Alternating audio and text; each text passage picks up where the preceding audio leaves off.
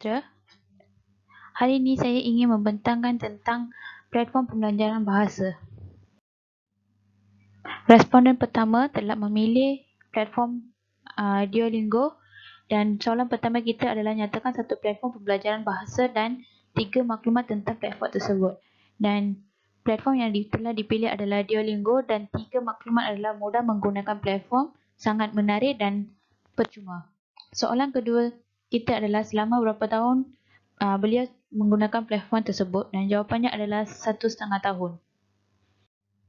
Soalan yang seterusnya adalah kekuatan platform, dan responden memberi respon sebagai menarik dan boleh melihat kemajuan mengikut tahap, dapat mempelajari 22 bahasa, percuma.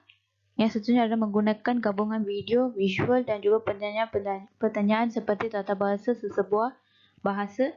Yang seterusnya adalah dapat belajar cara menulis, cara mengucap dan cara mendengar.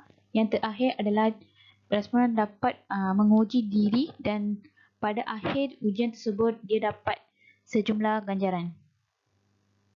Soalan yang keempat adalah kelemahan platform, iaitu platform Duolingo tidak menawarkan menjawab pertanyaan orang. Kedua adalah memerlukan sambungan internet untuk mengakses. Agaknya sukar bagi responden untuk menyambungkan internet untuk mengakses Duolingo. Dan terakhir adalah kandungan yang berwarna-warni membuatkan responden kurang berfokus. Okey, soalan yang kelima yang kami tanya kepada responden kami adalah berikan pengalaman dan pendapat beliau secara ringkas mengenai platform yang beliau pilih. Menurut responden pertama kami yang bernama Kalibani, beliau sedang mempelajari bahasa Inggeris menggunakan aplikasi ini sejak 1,5 tahun yang lalu. Katanya, ia sangat berfokus kepada pelajaran di mana terdapat beberapa tahap untuk dikuasai. Dan bagi mereka yang menyelesaikan setiap tahap akan diberi ganjaran, dan selepas ganjaran itu mereka akan menaiki lagi tahap yang seterusnya dan akan membuat latihan dalam tahap seterusnya lagi. Baik, secara keseluruhan konsep yang diamalkan dalam Duolingo ni boleh dikait rapat dengan hipotesis input. Input yang disampaikan kepada pelajar dalam platform ini cukup berkualiti dan boleh difahami. Latihan-latihan dalamnya sering boleh dijumpai dan mengandungi ciri-ciri bahasa yang menarik perhatian pelajar. Okey, maklumat yang lanjut mengenai hipotesis input dengan platform Duolingo ini kami akan menyampaikan dalam ulasan bertulis kelak. Baik, seterusnya kita lihat pada pengalaman responden kedua kami yang bernama Fatini Amin. Okey, responden kedua kami telah memilih platform Memrise sebagai platform untuk mempelajari bahasa. Okey, soalan pertama yang kami tanya kepada beliau adalah nyatakan satu platform pembelajaran bahasa yang kamu kerap menggunakannya untuk mempelajari bahasa dan beri 3 maklumat tentang platform tersebut. Okey, platformnya adalah Memrise.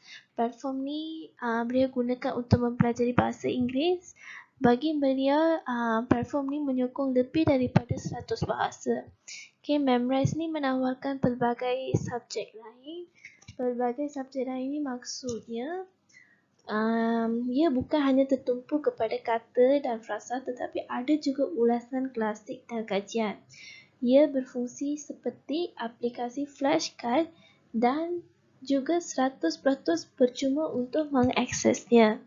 Okay, menurut beliau menggunakan Memrise ni selama 1 tahun untuk mempelajari bahasa Inggeris.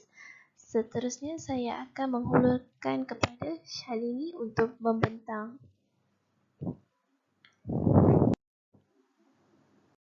Baik, seterusnya, apakah kekuatan platform yang anda dipilih? Iaitu kekuatan platform Memrise. Pertama, boleh belajar lebih daripada satu bahasa dalam satu masa. Kedua, pelbagai tahap dan topik pembelajaran. Dan seterusnya, video dengan grafik yang menarik. Di samping itu, latihan kosakata secara berulang dalam pelbagai bentuk. Tambahan pula, boleh digunakan secara offline dan kayanya aplikasi telefon pintar dan mudah diakses. Kekuatan platform yang disenaraikan adalah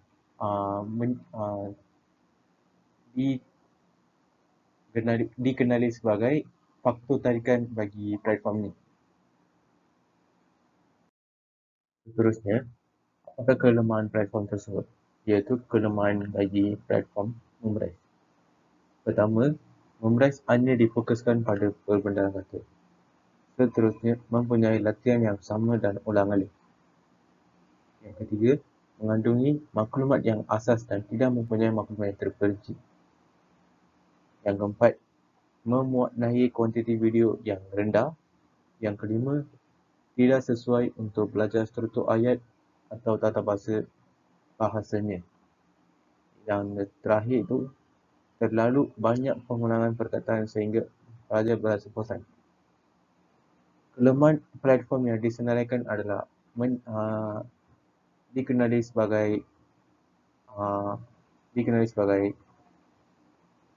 alasan ataupun sebab untuk pengurangan pengguna bagi platform tersebut. Bagi soalan kelima, pengalaman dan pendapat kamu secara ringkas. Bagi responden 2, Memrise adalah kaedah terbaik untuk membantu mempelajari bahasa asing dan untuk mengikuti tahap pembelajaran. Dan sangat senang dan senang digunakan untuk menjadikan lebih cenderung untuk kembali dan terus berlatih. Bagi pengalaman responden tersebut, beliau berlatih secara berulang supaya dia mahir dalam bahasa asing yang dia belajar melalui platform Memrise. Daripada isi-isi yang telah kami dapat, kita terdapat dua teori, iaitu teori behaviorist dan teori kognitif. Di bawah teori behaviorist, peniruan dan penghafalan, dan seterusnya adalah latihan berbentuk repetitif, dan yang terakhir adalah jawapan mudah untuk dihafal pola soalan yang sama. Di bawah teori yang seterusnya adalah pembelajaran berdasarkan penggunaan proses deklaratif procedural automatic, mampu menjawab tanpa memahami soalan. Kelas yang seterusnya adalah di bawah teori Cartesian dan teori Swine. Di bawah teori Cartesian adalah pemurihan dan pembelajaran bahasa, memerlukan komunikatif semula jadi dan tindakan komunikatif perlu difokus bukan dalam bentuk ucapan.